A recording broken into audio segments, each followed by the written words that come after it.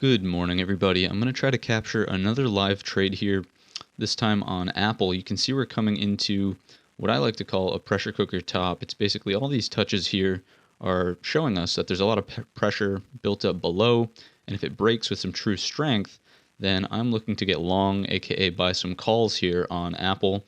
And I want to see if we get a little bit of a pullback first, because we know that this move in the morning, generally we see a large push and we get a little bit of a pullback here. I am looking at a 5-minute chart. If we flip over here to the daily really quick, you'll also notice that we're starting to break in, a longer term sense out of this resistance trend line. So I really like the action that's going on here. If we can get a little bit of a, consolidation / pullback there, I will be looking to, again, buy some calls, maybe over the high of the day at this point. We do have a nice little pullback that's developed so far. Let's see ultimately what happens, and I will keep you updated. Again, just a one-lot lesson here. We're trading a contract that's around $1.55 right now. So again, you could take 10, 15, 20, a number of these if you wanted to go in with full size. But for teaching purposes, I just kind of want to show you what's possible with one lot here. So let's try it out, see what happens with this little pullback here.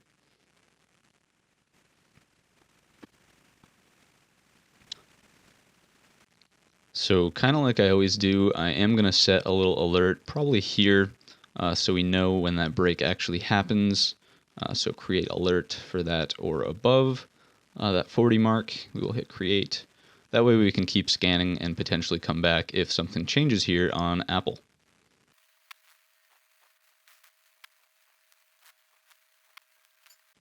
All right, so there is our alert.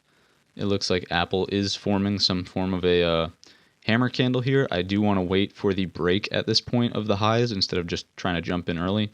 Looks like we're about to go, actually. I like the hammer candle, so we're going to get in at market. And let's see if we can get the breakout here. We're positioned quite well if we get the break of the high of the day. Again, we're going to flip back and refer to the daily chart for sort of finding a target on Apple here. So we go to Apple, and it looks like, depending on the strength of this breakout, we're looking for a move ultimately up to this 125.34.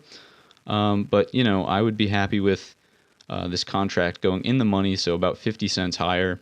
And we'll come back over to this tab. And let's see what an order at 85 does. That puts us in the money at 124. So we'll see if we can get a move, up to that level. And again, that's way ahead of our ultimate target way up there. But I am a scalping trader. I've said this a number of times on the channel.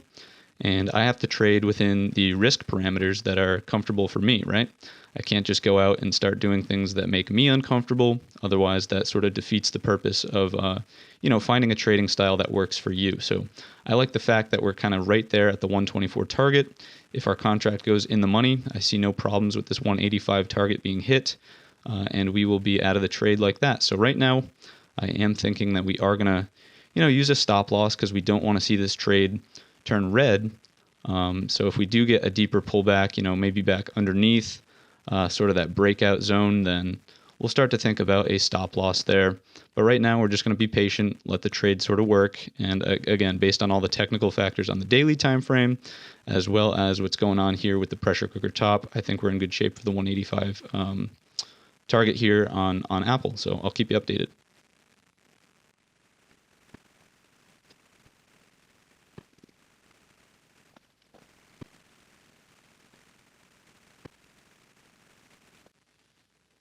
So it looks like they're coming for us now.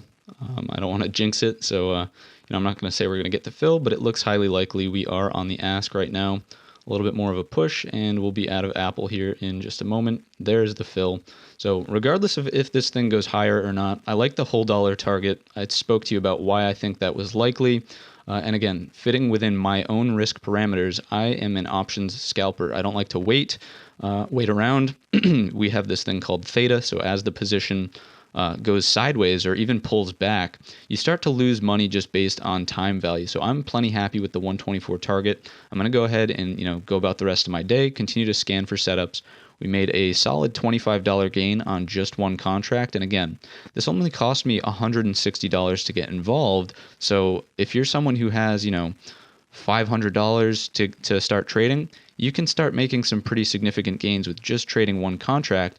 But also, if you're someone who has a larger trading account, someone with $5,000, you can start to take more than one contract, and these $25 per contract gains start to add up. Just like that, if you had, four of them, there's $100 with only, about a $500 capital outlay. So really effective stuff here with options. You can see the price is continuing to go higher.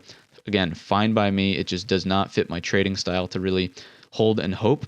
Another thing that I always talk about is what is the direction of the broad market doing as well.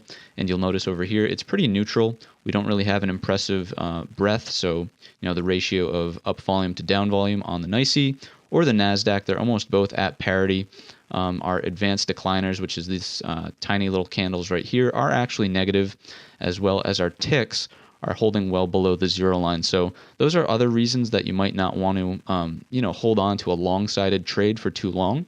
Obviously, we're starting to see a little bit of pullback now, but that's just kind of how the cookie crumbles, right? I will say that we made this alert in the Discord chat room at, before we got into the trade. So if we look over here, our latest alert was at 9:38 a.m. Apple 123.40 pressure cooker top on the 15 and 30 minute time frames. So that would be indicating to members of the chat to get in long there. And obviously that's the trade that we just took. But I just wanted to tune back into this trade and sort of illustrate what's going on here. You can see that right now price is trading at right around that 124 mark where I took my contract off. But you'll notice the option contract is only trading at 166 now. And that's, of course, because of theta. And, implied volatility is kind of getting sucked out as we start to see a pullback. And, it's, if I had just put a stop loss in expecting price to come back down here, I didn't want to see it go lower, I'd be looking at like a $4 gain now as opposed to that $25 gain.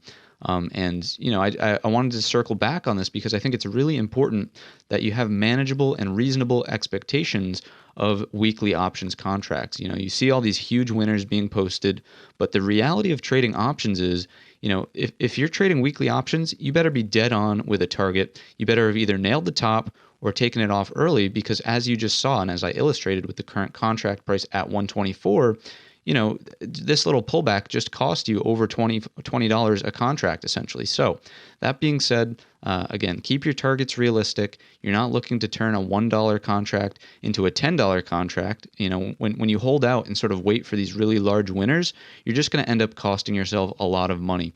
If you do want to have longer term time frame targets, then by all means, you can do that. You just need to buy the time on the actual options contract and not trade the weeklies. If you trade, if I was truly looking for the move into 125.34 and I thought that it might happen at some point during this trading week, not the trading day, the trading week, then I would have gone out and I would have bought, something that had 30, 40, 50, 60 days worth of time left on it as opposed to just 4 days until expiration. So I hope this kind of clarifies my thought process on how to trade these weekly options.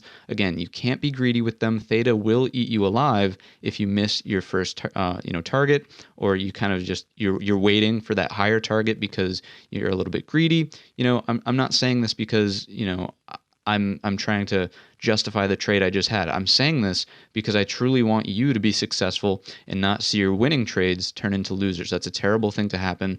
It's bad for your psychology, and in general, you don't want more losing trades than winning trades, especially if it was a winner to begin with.